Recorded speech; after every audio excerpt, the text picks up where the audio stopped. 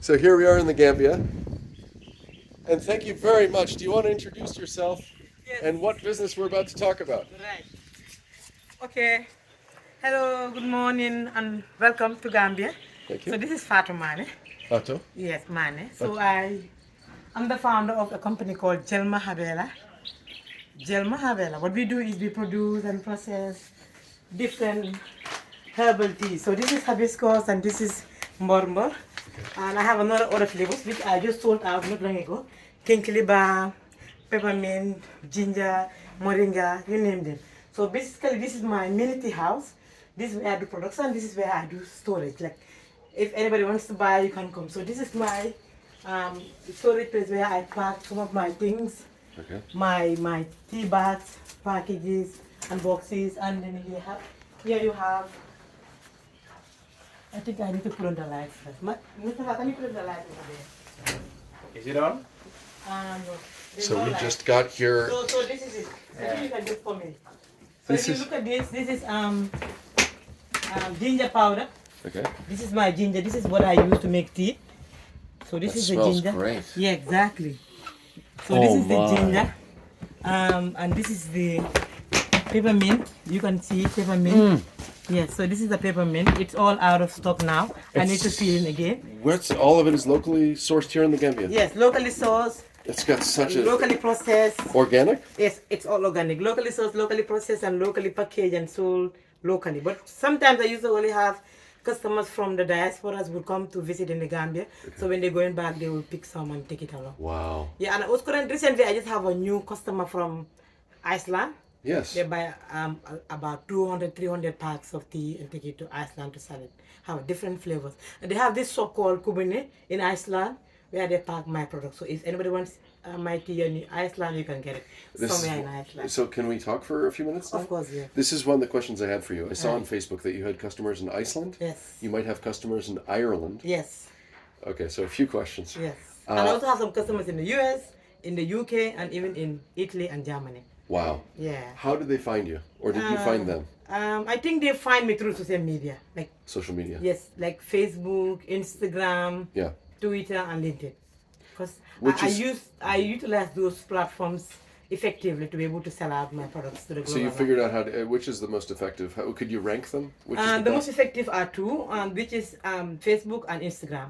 Okay. Yeah, And they're then the most- Twitter and LinkedIn are... Twitter and LinkedIn is Twitter is more of a professional thing, like to sending people to know what you're doing, Yeah. and they keep following you. They will get back to you, Right. and they can connect you to other people.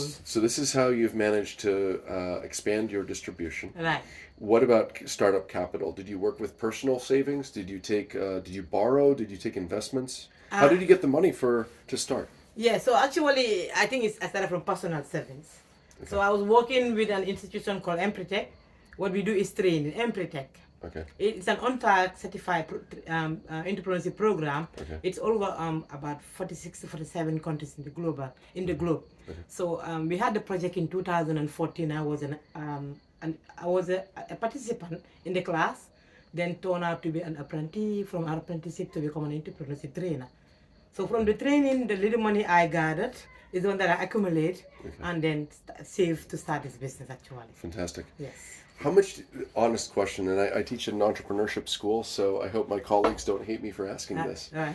How much do you think the trainings matter? How much do you think that the trainings, do you think that some people could figure it out without the training? No, I think The the trainings training matter. is the basic foundation of everything. Okay. Because I got this idea way back in 2009. Okay. I'm trying to figure out how How I to should do it. start. Right. But when I get to the chance to connect to somebody Yeah. who connect me to this program, I Yeah. was able to understand and identify what I need and prioritize my need against my wants. And And that's how I started. And what were the things that you didn't know? The most important things that you didn't know that you learned?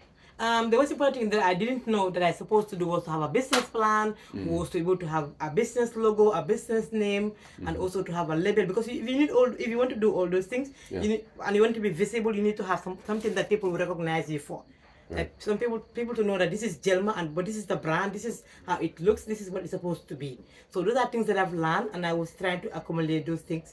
Then I was actually save money and started that. Could we hold up one of your packages so people can see the brand? So I can do that. Yeah, so I can do that. And I love that you're starting with this because I teach law, and one of the things we teach is the importance of intellectual property, which can include your mark, your trade dress, your trademark. Exactly. So Jelmah Herbella. Herbella. Yes. 100% organic. There you got the logo. So that was something important that you didn't realize was important. Right. Okay. Next thing is, I'm always fascinated by the capital. We've already covered that. You used your personal savings from teaching entrepreneurship. Yes. And what was the first thing that you needed to buy? The raw material? No, the raw material was already available. What I needed to buy was the tea bags, because these are some things that you cannot find in Gambia. So these are the tea bags. So you see, these are pre-made tea bags. And they look like they're made in China? No, they're made in Taiwan. Taiwan. Yes, Okay. I started in China, but then moved to Taiwan because that's where I can get quality products. So this is what I needed first, and the pouches, and the pouches, because The pouches if you were have, I already have the raw materials, but I don't have the tea bags, I don't have the pouches. It's not going to be tea that you want to buy. Like example, if I am selling tea to you, but then I don't have a loose tea sort of, and I don't have a tea bag and a pouch, you cannot buy the tea. You can only buy when it is in tea bags and already packaged. So that's what I figured out. I'm so curious that there's a whole industry just for making tea bags. Right. It's interesting. And this is also made in the same place or made somewhere else? So the pouches are also made in Taiwan, and I bought them there. These stickers are made in the Gambia, but printed in China. Okay. Because when I started in China to buy the stuff in China, but later I had to shift because why? I bought this machine. This is a machine that I bought when I just started few months, but it did not serve me. I just bought it I used it 3 weeks and it spoiled. I cannot fix it, and no one can fix it. I brought around like 4 people, but they could not fix it. What does the machine do? It does filling, sealing. Yes, it automates the filling. Exactly. You put here the raw materials, it transfer into this. You put in your tea bags around this end. This is the rope for the tea bag rolls. Yep. And it does everything for you. So it looks like it's also Chinese characters there. It is. Mandarin. It is. It's Chinese made product. So yes. And so if you look at this is the machine that I use to grind my products. Because I have because the fact that I don't have a big industry, I'm trying to do what I have with me. Like they always say, do what you have, do what you can with what you have where you are. So what I did was to do what I can with what I have where I am. So this is what I have as of now. I want to build a company, a big industry, a big company that produces tea and sell it to not only in Gambia or in Africa, but the sub-region, even global, if it's possible. So, but then I needed to start small. I needed to start one step at a time, and to do that is to just get the small things that I need to start with, that people get to recognize my brand and my product, and as time goes on, I'll build it up and move on. When did you start this company? I started it in 2000, I registered the business in 2018 and started in 2019. 2019. Yeah, but fortunately, along the line, I was able to get some grant from people, from institutions and from philanthropists. So in 2020, I participated in a competition in the Gambia. It's called Tough Africa Global. It's one philanthropic guy in the Gambia. It's a Gambian man who organizes entrepreneurship competition for entrepreneurs in the Gambia. And I participated from a list of 200 and something to 20 to best 10 applicants. From 200? Yes, plus. Wow. To 20 to best 10. Wow. Shortlisted participants, and I was part of the shortlisted candidate, and we went to somewhere around Bruford to do the competition, and I did not won the competition, but I had $1,000, which is equivalent to 50,000 Gambian dollars. So that's a plus for my business. I used it to buy a few other things. Then in 2021, I applied for Tony Elumelo. I think people might know it. It's in the guy is in Nigeria. It's a Nigerian philanthropy helping African entrepreneurs, the whole of Africa, in the whole 56 countries. Okay. And I've been applying for this program not once, not twice. I've never been giving up until 2020 when I got the grant. It was $5,000. $5,000. And what's the name of the Tony Elumelu Foundation. It's called TEF. TEF. Is he the same person that develops the cities, Taft City? No, Taft City is the one that does That was the first one I did with him in 2020. That is the one who developed cities in the Gambia and in Nigeria and somewhere else. Right. Yeah, he's the So one. it's a different TAF? Yeah, but this one is TEF, T-E-F. Okay, TEF. Yeah, Right. this one is TAF, this one TEF. Okay. So the TEF is from Nigeria. It's a Nigerian philanthropy and entrepreneur, and he's an amazing guy who is helping young entrepreneurs in Africa. So another lesson from this part of the story is that you're always applying for help. Of course. Okay. And everywhere. Like the internet is a source of my motivation. Wherever I see opportunities, I tap them. So in 2022, just last year, and I applied for another competition in Rwanda. It was organized by AGRA. AGRA? Yes, I think maybe you might know AGRA. Alliance for Great Revolution Africa. Okay. Yes, so they're into agriculture. They're into agriculture in different forms, any form you can think of. So they organize this program they call Value for Her, which is only focusing on women entrepreneurs in Africa. Only women entrepreneurs in Africa, but women entrepreneurs in agriculture. So women agripreneurs. So it's a competition that you look at, you apply. So I saw it online, and I said, let me give it a try. So I applied for the program and went through a competition of from 4,870 something applicants across Africa to best 20 to best 15 to win the winner of the Young Female Agripreneur of the Year award in Africa. Wow. Yes. And they gave me a $20,000 grant, which I'm using now to develop my business. Fantastic. and my business in general and everything. So this grant has helped me a lot. I've already purchased a land, a 60 by 45 land where I need to do production itself. Like I want to build a structure in place. I already got a land. I'm buying a machinery that's that's more advanced than this one. I'm building a website, and I'm developing an accounting software to just formalize my business. So it's like I'm transitioning from one stage to another, and it's really amazing journey for me. It's amazing to hear you speak about it. I was about to ask you about the structure we're in. If I can move the camera around to show it. Right. It looks like this is metal. Yes. This is wood. Wood, yes. Different kinds of wood. Exactly. And it looks like you built a workshop on the roof of your residence. Right. And this is my aunt's residence. I live somewhere far, a bit far, maybe 1 hour or 1 hour 30 minutes drive to get here. What? Yes. So why do you have this is someone who is so passionate about my journey. It's my aunt. So she gave me this space to build it here and start gradually. And did you build this? Yes, I did this. With your own hands? Yes. No, I hired somebody to do it. You hired somebody, okay. I was about to say you have yet another talent, which is electrical and, not really. and construction. I just had to hire somebody to do that for me. Yeah. That's so impressive. So your aunt gave you a place to build a workshop on the roof. Right. Why have a workshop on your aunt's roof in this location? Is it because the neighborhood is better for doing what you're doing? Maybe because I don't have space at home. You don't have space. Yes, I don't have space at home. I used to start at home, but then later I don't have space anymore. I was gonna. Because it's built like my family is building a house over there. Okay. So no more space for me, and I'm dealing with food. It needs to be hygienically produced. Yes. It needs to be of quality. It needs to be very like food safety is very important. Yeah. So I needed to relocate to somewhere that I can do it and do proper things. Because I'm selling it to the people, and they have to consume it. Yeah. A few more rapid fire. There's so many questions. So when you started out in 2019, you did start out at home where you live. Right. Do you mind me asking? Are you married? Do you have children? No, I'm not married. Okay. I'm single yet. I'm living with my parents. I don't have a kid. I don't have anything. I just have a family member, like my mom, my siblings, my dad. I live with my aunts. That's I was going to ask because the family dynamic, it could affect what it you was are like right. working so at probably home. that is one advantage that I have as of now, because I'm not married. I don't have a kid, so I can do a lot of things at the same time. I can multitask. So aside from my business, I also have a full-time job that I do. I'm employed with an institution. Yes, I work with an institution that's an NGO. So I work with them from 8 in the morning to 4 p.m.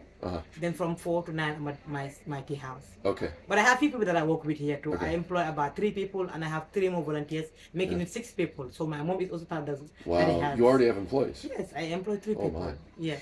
So you started working at home. Yes. How long before you realized you needed a workshop, and how long before your aunt gave you this place? It didn't take a year though. It was about 5 to 6, 7 months. And during the first 5 to 7 months. Yeah. Were you selling anything? Yes, I was. What, locally only? Locally, yes, Yeah. locally. How soon before you started advertising online thinking? You see, when I just started online. Okay. Yes, I didn't wait to have that capacity to be able to sell online. I started Yeah. selling online, Yeah. but I realized at a certain point Yeah. I could not meet demand. Okay. So I could not. To be honest, up to now I could not meet demand because I don't have the production capacity like in terms of machinery. So you see, this is a machine that I use. This is a machine that I use. So this machine, for those who knows it will know it's not a tea bag machine. Yeah. It's plastic.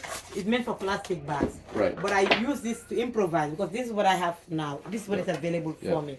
So this is what I use for now to do it. Yeah. And this is something that, like when I have to use the tea bag to seal it, I have to turn the tea bag upside down to be able to seal it. So this, you plug it, and this is hot. When it is hot, you clip it, it can seal your tea bags. Yeah. So this is what I used to grind. So when I grind, these are my grind panels that I also made myself. Wow. I hired somebody to do the panels for me. So these are the drying panels. So when I want to dry, I bring all this stuff in here and spread the drying panels here and dry all my herbs indoor. When I finish drying, when they all dry, I pack them. And Why is it better to dry indoor and not in the sun? You know, when you dry it on the sun, it takes all the nutrients content out of it. You know, because evaporation takes place, so most of the nutrient contents of the products would go out. So when you dry it indoor, the heat within the room and the lamp bulbs would dry up the house. And less of the nutrients yes, it's preserved. That's so interesting. Exactly. All right, so next question. We've talked a little bit about your supply chain. You buy locally. Yes, I buy from women farmers. Women farmers. Only women Yes, farmers. and those women, I work with them. I know them, they know me. So they produce their processed products and I go and buy it from them in bulk and then come and them wash it, do cleaning, whatever, dry it, pick it, process it, grind it, Do you pay seal it, pack it, and all those things. And you pay for it up front. Yes. Okay. I pay upfront. Exactly. So I think one of the motivations why I started this business is actually to fill a gap that was existing. And those gaps that are existing are, one, women farmers that are producing herbs don't have a reliable market. So they spend about 6 to 7 hours in a market just to make $5 a day. 6 to 7 hours to make $5 a day, because $5. they just had to tie those herbs in little ropes and sell them for $5, which is not even more. It's not even. I don't know how much I can rate it to $1. Yeah. So that is what they sell for a day, and they will be spending from 6 a.m. or 7 in the morning up to 2 p.m. Right. They have to leave and go home and cook and come back again and do all stuff. So I said, okay. Then I interacted with those women and I realized they need somebody to do that. But I cannot do it alone, but I'm trying. So what I did was, okay, now I want to do a business where I can go and buy from you in bulk, pay upfront. You reserve the time that you spend in the market. You can do so many other things and you can be able to get a little bit more incentive from what you grow. And that's how I started. So I work with them. But I cannot exhaust the market. I cannot buy from all because I don't have the capacity to do that. Because I don't have a big company. How did you make the relationships with them? That's the beautiful question. Because the thing is, I work with women. I do entrepreneurship training. I go to the rural communities and I work with women. So I organize trainings in the rural area, a rural settlement under the tree in the Bantaba, and I train them on entrepreneurship, financial management, leadership, and communication. Those are the models I train them on. So that relationship is built between me and the women during those trainings. Fantastic. Now I get to understand what they do when they get to the training field. So I have to go and visit what the farms and know. So now then I can relate on what I can start thinking of what I can do with those women and work with them to be able to help them get a better incentive from what they produce in the farm. And what do you think when you go out there? Is there a pattern that you're beginning to see? What is the biggest thing that they don't know, or the biggest thing they don't even know that they don't know? And you know what is that? Yeah, what is They it? don't even know how to add value to what they produce. Explain that. Like they don't even know how to add value to what they produce. Okay. All they know is just to produce and sell it raw. And that is one of the biggest issues we have in the Gambia. Like value addition is contributing only 5% to our GDP, which is really very bad. So what you're doing is an example of value. Exactly. So what I'm trying to do is I'm trying to add value to what is being produced and to be able to fit in the local market and also the global market. Are you comfortable talking about your margins? Because that's really the value that you're talking about. Yes, I am. Because the thing is, when you look at it, in a country like the Gambia, all we do is import. Right. We don't export. We don't produce. We don't add value. We import everything. So you're So to fill that gap, entrepreneurs like me and others can do the same thing. Yeah. Produce and process and add value. You can export to the sub-region and also to the global market. Right. You add currency, you add to your economy and also to your GDP, which really helps. So you can see some of the resources that are sent outside to import something could be used within the the country, and they can improve on employment and also for entrepreneurs and all any other lot of things. This is really fantastic what you've already shared, and I'm wondering because this could be sensitive, it could be private business information. Yes. So if you want to say you don't want to talk about it, that's fine. Right. But let's say that you could you give us a rough idea. Do you sell your final price to somebody in Iceland, which is a very wealthy country where I've seen the prices for food and anything is expensive? Yeah. Do you, and the person distributing there needs their share of whatever the percentage. So they might be taking a third there. So let's say they're selling for 10 of the local currency there. They might be keeping 3. You might get 7. No, I'm not actually even getting 7. Because the thing is, how did I get to know those people? Is my brother works with them. My brother is a nurse. So they have built a hospital in a community in the Gambia called Kubune.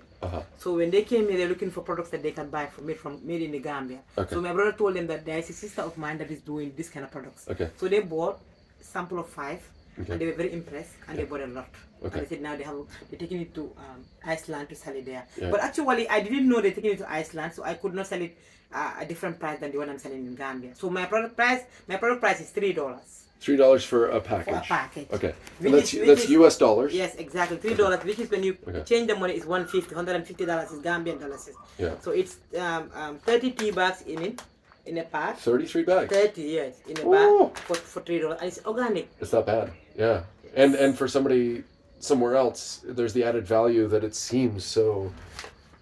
Exactly. We're not supposed to use the word, but it seems exotic. You know, it seems like, this is not normal. Exactly. It's a rare thing. Right. Yeah. So this is what I do because I'm like when I started, I was also not actually figuring out that some people would come and buy it and go and sell it. I was thinking it's going to consuming it. So do you feel? So I love this. This is a great topic because this happens so much to me. Right. Did you feel like, oh man, I should have asked for more money? You know, I sold myself short. You know what I told my brother? I said next time they come, I'm not going to sell it to them $3. Yeah. I know that it's going to be more than $5 or $10 now you know the value. Iceland. Yes. Yeah. So what's your advice to people? Because now I'm asking you for advice from me. Right. How do you let go of something like that and keep moving and say, all right, I made my mistake. Next time I won't do it. Is that all there is to it? How do you get over the mistake of, oh man, that was a lot of money for me. But I think it's every mistake you see is a learning point for everybody. Yeah. Because the fact that what I understand about entrepreneurship, it's not about being greedy. You don't have to be greedy to make it. Okay, this is great that you're sharing this. Okay, because you don't have to be greedy to make it. You just have to be contented and you make it. Because the most important things about entrepreneurship is not about making profit. It's about making it's about the purpose you're doing. Because the purpose will bring you the profit you want to earn at the end of the day. So the purpose is to serve. To create a market for women farmers, to add value and to create employment, and I'm sure if all these things are met together, I'm sure I'll make profit. Fantastic. Then the purpose would be pursued, and I'll be able to achieve my dream goal, and then make money at the end of the day. So that's wow. Yeah, it's not about entrepreneurship. It's not about making money. It's about making a difference in the life of people. Yeah. It's about solving issues, problems that are at hand, and problems that are at hand would give you results when you do the right thing. So you don't need to rush to get things done or to make money. Just take your time and do the right thing because when you're serving the people or the customers, know that you're serving yourself as a customer because you're gonna consume the product you're producing. If that happens, you will sell good things. But if you think you're just going to sell to make money, you're fooling yourself. You're not going to make money. You're going to make money for the first few years, but when the customers realize you're not doing a good job, they're not going to buy your products anymore. Right. And that is something that you find it difficult to put together again. That's if you said nothing else, if we stopped the conversation right here, that was already worth coming to the other side of the world to speak with you. Do you have a few more minutes for a few more big questions? Oh, no problem. You sure? Yeah. You sure? Yeah. Okay. So you already talked about purpose, that's the way to both get over a difficulty or a regret. Right. It's also a way to maintain quality, is to keep the focus on the purpose. Right. Because if you focus on the profit, the quality could go down. Right. Incredible wisdom. What about this? Forgive this if this is an assumption. It's okay. You're I'm hijabi. you're Muslim. Yes, I'm Muslim, yes. Okay, and I remember in other places where I've been, Mm-hmm. we've talked about in the world of finance. Yeah. What's the word for the financial? Well, the Sharia, right? There's Yeah. the Islamic law, Right. and then there's a name for the Islamic finance. Okay. And I'm wondering if that has any impact on your way of running a business. Are you halal? Of course I'm halal. I'm Okay. 100% halal. All right, so let's start with that. So you're Yes, halal. Yes. Does that require an inspection? Of course it requires Okay. inspection. How often do you get inspected? We have food safety authority in the Gambia. Okay. Yes. And I'm fortunate to work with them because Yeah. I am part of trainers that they have been trained. Okay. We had this project that was funded by ITC in the Okay. Gambia. We had the project called Youth Empowerment Project. Okay. And they fund a lot of different programs to empower young people. Yeah. And then I was opportunity to be part of a group of participants that have been trained by an Finland expert, a professor from Finland Wow. on quality, and Uh-huh. also a professor from Kenya on food safety, Wow. and someone from Geneva on food safety. So I was fortunate to know all the steps that I needed to do the right thing on the Fantastic. production. Fantastic. So I went through the process, the training for almost a period of 1 year, Yeah. and I have my diplomas and certificates on that aspect, and it has helped me. But yet I work with them because they know me and I know them, so they can come and see what I do. Some time ago, I had somebody that I was working with who is a mentor. Who works with food safety and to come and inspect what I do and all those things. So I have that. So there's privilege. there's the food safety.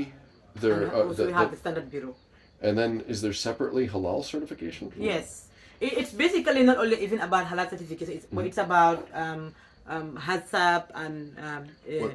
GAPS and GHE, just to make sure that you have good hygienic production. Okay. You have good hygienic produce and also HACCP certification, which I don't have yet. I don't have because I don't have the structures in place. Okay. But then with the steps that I'm taking, I think it's going to be easier for me to get it because I understood what is needed to be able to get that. So now that I have that land, it's not big though, but I think when I want to build a structure in, I have to invite them to come and inspect and tell me what is needed first before starting to erect the building. Okay. Then I can adhere to the rules and regulations. Then Okay. it becomes easier for me to get the certification process to be able to export my products to the Okay. UK and the So US to and summarize global market. to summarize the question of does an Islamic approach differ at all to anybody else's? It seems like you follow a variety of food safety Right. safety standards. It's Right. not just halal. So You halal know, is- in our country, it's like it's not an Islamic. Yeah. It's not an Islamic Yeah, law. no, it doesn't so sound like it. Yeah. So it's a Yeah. secular state that Yeah.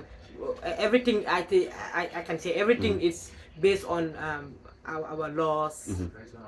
Exact operational laws Right, that are within right. the country. So Is it's there- not yeah. basically on Sharia or on Islamic or Yeah, on Christianity. yeah, No, yeah. it's So just- so basically, if somebody were to ask, is Yeah. it relevant, your faith to your business? You would say not it's really. not. Okay. It is not relevant at Yeah, all. yeah. I have friends that are Christians. I have friends that are not Yeah. even Muslim. That are Yeah. not even Christian. They're Haitis. I have Yeah, and I yeah. contact with them. Yeah. For me, one thing about me is I like to network. I like to connect with people. Right. So this year Yep. I've traveled to 3 countries just this year. I went to Rwanda, I went to Rome, and I went to Thailand. All these are things that I've. You were in Thailand, Yes, I was in Thailand. and just a you few mentioned weeks ago. Rome. Yes, I went to Rome too. What was it? What was it? A food conference or something? Yes, it was World Science Forum.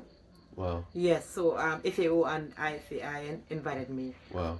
They were Wow. doing a launching on food women agripreneurs in Africa. They launching a program on accelerated mentorship program. I'm part of the participant for that mentorship program. So the launching was in Rome, and I was invited to be part of the panelists for the mentees. Fantastic. Congratulations. Some people might wonder then, do you belong, if you're flying around the world, Yeah. are you already maybe belong to a part of society that is very privileged here to be able to be doing the things No, you're no, doing, no, not at all. It's just been committed, Yeah. very determined, sacrifice, Okay. passionate about what I do, and go beyond what I. So this is, So I'm not. Yeah. So don't get it wrong. My family doesn't have money to send me to pay for my tickets to Yeah, travel. yeah, I yeah. work for it. okay. I work so hard Yeah, for it. yeah. My Thailand trip, nobody paid for it. I paid for myself. Okay. Because I work so hard and keep the money because I think it's something that is needed Yep. for me and my business. Yep. And, entrepreneurship is not about being stingy. It's about spending to Yep. get more. Because when I spend, I learn a lot of things. I can connect to different people. Yep. I can get a lot more things coming later on. You took the words out of my mouth. People ask me why be on the road so much, and I'm like, well, because of things like this. Exactly. you're Right. I would love to. First of all, while I'm still recording this, are you happy with this conversation? Do you think it'll be all right to share it on YouTube? It's okay. And the Yeah. other thing is, I really think that my second book, I need a chapter about both how we met Right. through our friend, our Right. journalist friend Yes, who I he's met. my brother. Yes, right. Fatou and I actually worked together 2 years ago. Exactly. So we worked together in the NGO he talked about. Yeah, both Yeah. women. I was the first communications person who set up the structure. Yeah. And I later left back to the newsroom. Right. Uh, And I'm still with that NGO. Yes. both of your stories are fantastic. Right. And one more time, Chisimo. Sissimo. Thank you. Thank you for Thank you. for being the critical connection. Right. Yeah. And again, to second something that I normally don't do this. I normally don't include the backstory when I'm interviewing somebody. Right. By the way, it's very funny when I include my face. Look Yeah. at the contrast. It's okay. better for me to be off camera. because- Right. Okay, then we can take it again. yeah, You but want that part. the point, I just wanted to add this, that I normally don't include backstory of how I met people while Right. interviewing them. Right. But in this case, it echoes some of the points you've made. Right. That there's plenty of reasons to be scared and cautious using social media. Right. But it is a powerful tool. It is. If I didn't mention to the world, hey, I'm going to the Gambia, You wouldn't have. who should I meet? Right. Chisimo basically wrote, oh, let me introduce you to somebody. Yeah. So thank you. And, for the people out there trying to decide how much to be active on the internet, yeah, of course you need to be careful with your private information. Think twice about what kind of a brand you're creating. For me, Yeah. I've not seen the social media as a negative tool. Yeah. You've really used it as because I've really used it and it has really transformed me Yeah. properly. Yeah. So for me, I'm so much grateful about the social media, and I think I'm gonna use it more because it's a tool where I explore the world. Everything that I get to know or do, it's through the social media. Yeah. All the opportunities that I have connected to, the awards, the grants, the competitions, the travels, it's all through social media. There's an example in just how you talk about using tools that you're just always curious. Yeah. You're always putting yourself out there, whether Right. physically or online, Right. and that's basically your news platform as well. Absolutely. So me too. Personally, I'm not active on my personal social media handle, but professionally, I am. Yeah. In fact, I came to know about my journey to Kenya. I learned it on the social media. We have a journalist platform in the Gambia. That's where I saw the link. I applied, and they accepted me. They funded the entire trip, and I went and came. So when I went there, I told you before I traveled, I had the intention to quit my job in December 2022. Yeah. So because I had a plan with my two friends, Sheikh and Modlamin. So we had a local platform that we started in April of that year called Leral in the Gambia. So, but when I went to Kenya, I have met this group of African journalists, 14 others from 11 different African countries. And the idea came on the table, could we, after this training, do something that would be meaningful for Africa? Yes, my intelligent Ethiopian colleagues and the rest said, yes, it's okay. He was the one who suggested, the Ethiopian colleague, and we said, yes, what could we do? He said, is it possible for us to set up an African digital media group that is going to cover stories in Africa and about Africa, beyond Africa? Beautiful. I said, here comes the chance. Yeah. I am tired of working for people. I got the skills to work on my own, so I gave it a try. When I did one in November, by the end of the November, I quit. Oh, really? But You let me, resigned from I quit. Wow. But let me tell people, you don't just quit job I had planned. Yes, I had exactly. saved. Yeah. I had saved that saving that would took me beyond 2 months. both of you I had. did that, so and that's why that was why I resigned before December. In fact, yes. So that's a great unifying theme Yeah. that you guys both planned, you saved, you had Yeah. reserve resources, you put Yeah. yourself out there. Yeah. There's a few more vital questions Yeah. about the tea business. Okay. Is it okay to ask a few more questions That's about the okay. tea? That's fine. So I'm wondering. And in fact, before you got Yeah, into yeah. the tea business, I'm glad, when she started at the company there, the company, even from the leadership down, everybody patronized her. I could remember buying from her, even the head boards, others bought, so just to motivate her. So that was something that she got a motivation from there and from the people before she was able to connect to the wider world. Right. It's interesting that I remember that one. Is it to rephrase it to make sure I understood? Yeah. You make When she started the business, and then people at the company there, the company where she works, people there, they bought her product, Okay. to motivate her. Okay. Just to tell her that Like keep it up, actually, you what can he's do trying the to say work. is that the motivation, the encouragement and motivation is all over everywhere. Yeah. That has kept me pushing, moving, and very much determined. And that I always remember that there are people that are at my back that are very proud of me. Yeah. That I shouldn't embarrass them. That I should always make them proud. That's why I'm working so hard to make them proud, to make myself proud and also make them proud. There's another thing that was highlighted here, that the first customers were friends and family. Yes. So it's important to sort of soft test. I've heard this from other people. And you know what happened about my story? When I started, actually, I need a prototype. I didn't sell. I had to buy and give it to friends to test. it and give me feedback. And I moved on, worked on until I get actual product that I want, and I started the market. But even with this, I'm still thinking of rebranding it, not actually changing the packaging, Okay. the labels and whatever, but maybe to attachable boxes that is portable for somebody to use, because I've got feedback from customers that this is somehow big, it's somehow long. Maybe I can have a smaller one or a box. So I'm thinking of that. You could. So you this could, 2023, Yeah. my plan is to rebrand my product and change the packaging to a sizable box and sizable pouches Okay. for consumers in Gambia and also in the diaspora. If I could make a recommendation immediately. I love that it's actually a pouch, because I'm thinking, as somebody who's traveling Yeah. and wants to pack light, Right. I would beg you to maybe keep it a pouch like this. So but, I but, will. Maybe but, a sizable pouches. but you could cut the size back and save Yes. on packaging costs as Yeah. well. Yeah. So, but the idea of an envelope like this, It's I think, is the reason that people want a box so that it doesn't I get know. crushed. Maybe that because some people would say because when you tore the paper Yeah. and you open it, you Yeah. have to put your hand in and take it pee back and all those things. Maybe that is what they don't want. Okay. So many feedback Yeah. that I'm working on. Yeah. But I know when the actual box come, it will be able to serve the purpose of everybody. Like Yeah. all the customers, Yeah. those who Yeah. want the pouches will get the pouches. Yeah. Those who want the boxes will get the boxes. Huge. And hopefully would have a more civilized way of picking the tea bag in a box without being messed Understood. up. Yeah. One more big question that came up while you were talking, when it does get taken by people and sold elsewhere, Yeah. as a law professor, the first thing I think is, oh, so I wonder if trade treaties matter. Do people need to inspect because it's an agricultural product? Yeah. First of all, are there problems with customs? Like, it is a plant product. Yeah, I don't think there's a problem. But for example, if you want to export this product through DHL, you need to get a clearance from food safety. Okay. In terms of how many kilos, Right. what product are you selling, Right. are you exporting, Right. and how is it produced, and all those things. Okay. Then you have a certificate that they give you when you pay. They give you the document. You give it to DHL, and they attach it to the product package, and it goes. So whenever it gets to anywhere, Yeah. the inspector would know that this is what is it Yeah. and all about, and And this it's is the been- kilos and whatever before it gets to the person. So DHL has a process if you want to ship through the mail. Yes. For customs, and there's all these rules and treaties and duties on agricultural goods. We have free trade for manufactured things, but Right. not for agricultural goods. No. And actually, it's supposed to be a big limiting factor for African exports, right? Exactly. Agriculture. So they're working on it right now. The treaties changing. Yes, Yeah? it's changing gradually, and I hope by the time they're ready with the treaties and everything, it's going to be easier for To export Cross agricultural. trade But in the countries and meantime, continents. And in the meantime, beyond. it sounds like if you're a small business, I still am. growing, I am.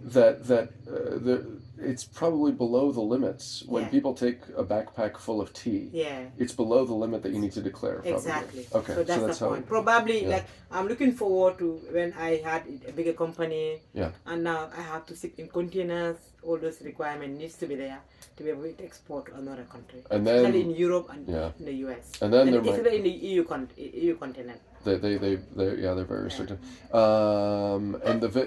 Maybe we should end on this because I don't want to. I know at 12 noon you have to take a delegation around, right? We have some US students that are already here on Uh-huh. a trip for the community education. Okay. So they will be here up to on the 18th of this January. Okay.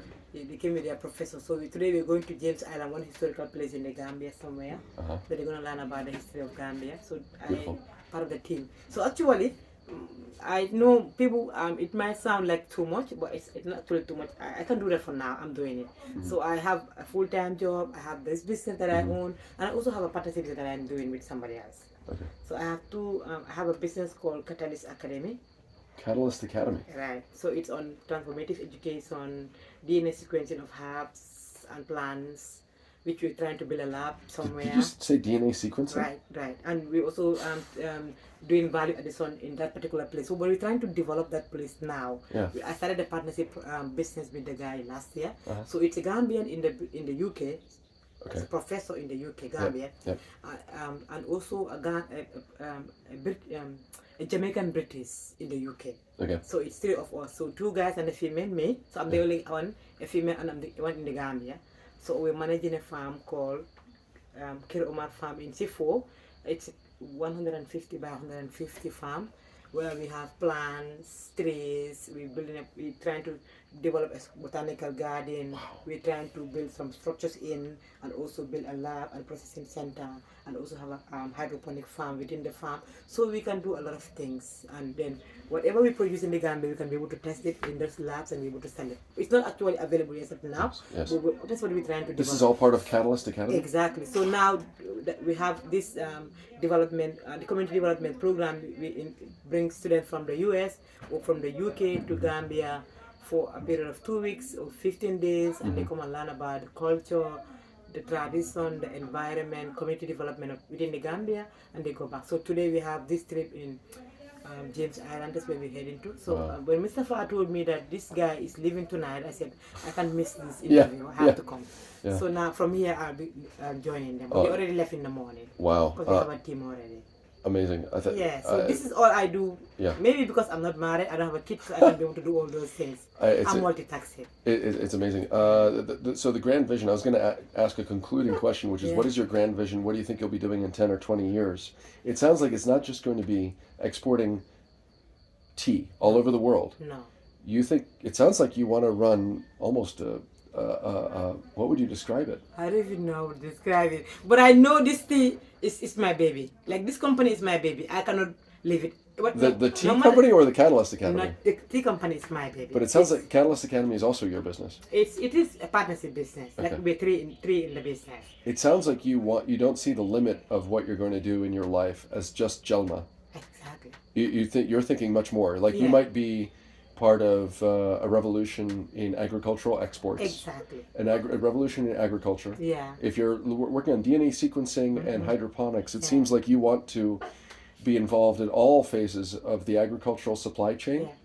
And it sounds like you also might have a vision that you're going to leave a legacy of... That's my biggest dream. I just want to leave a legacy when I die. I can be remembered for what I did in Gambia or even beyond. It's beautiful. It's beautiful.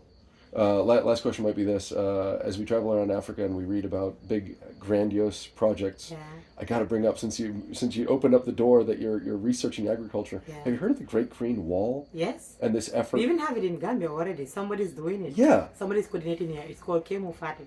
Kemo Fatou. Yeah, Kemo is the one, the coordinator of Great Green Wall. Once he's working with Maimuna, Javi. So maybe if you want to connect to those people, I can also link you to those people. Yeah, Here we already have Great Green Wall. I know about it long time ago, because I do a lot of research in agriculture. I get to know different projects that are over the globe. Is it working? Because the role model in Algeria worked. It's working gradually. They started at the North Bank end of the Gambia, the northern part of Gambia, which is called NBR. So that's where they are, and they're trying to restore the ecology and the green environment or whatever. So they're coming gradually. I know it's going to be a bit slower, but the guy is very passionate about what he does, and he's really up to it. Well, I tell you what, how are we doing on time? I think we should probably let you go. It's okay if you still need me here. I'm fine. No, it's coming up on noon, so I think I should respect. Yeah. So why don't we end on this? That I would love to follow up on those leads and get your opinion. The Great Green Wall. Do you think it's another one of these stories that's worth following? Yeah, it is. I don't know much about it honestly, but I've known that it's about restoring the ecosystem across the Sahel to Africa, to Asia, to well, it says to limit the expansion of the Sahara. Exactly. So everybody needs to contribute a